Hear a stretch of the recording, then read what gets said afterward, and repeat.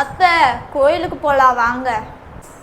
நான் கோயிலுக்கெல்லாம் வரல, என் ஃப்ரெண்டு வீட்டு வரையும் போயிட்டு வரேன். கோயிலுக்கு வேணா நீ போயிட்டு வா. அத்தை கோயிலுக்கு வாங்க, இல்லைன்னா ரொம்ப வருத்தப்படுவீங்க.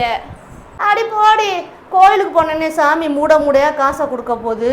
இப்போ போகலன்னொடனே அது இல்லைங்க போகுது. அதை நினச்சி நான் ரொம்ப வருத்தப்பட போகிறேன். இவ யாரடி? போயிட்டு வாடி. என் ஃப்ரெண்டு வீட்டுக்கு போனாலும் ஏதோ ஒரு நேரம் கஞ்சி ஊற்றுவா. அங்கே வந்து என்னத்தை பண்ண போகிறேன்? சாமியை இப்படி கும்பிட்டு தான் வர போகிறேன். போ.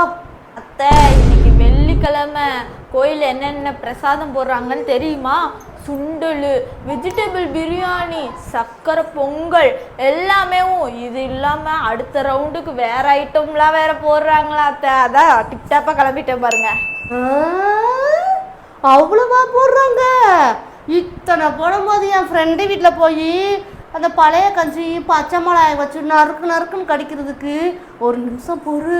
அங்கேயே கோயிலுக்கே போயிடலாம். என் ஃப்ரெண்டு வீட்டுக்கு நாளைக்கு வரேன்னு சொல்லிட்டு வரேன். 5 நிமிஷம் வெயிட் பண்ண வந்துடுறேன். கிளம்பலாமா? வாடி போலாம். வா. ஐய எதுக்கு சட்டி பானையெல்லாம் தூக்கிட்டு வரீங்க? பைத்தியமா நீ? இது நிறைய வாங்கிட்டு வந்தோம்னா 4 நாளைக்கு பொழுத களைச்சுக்கலாம். சரியா? வா. சட்டி தூக்காலு நீ தான் வா. இதை போய் நம்ம கோயிலுக்கும் கூப்பிட்ட பாரு.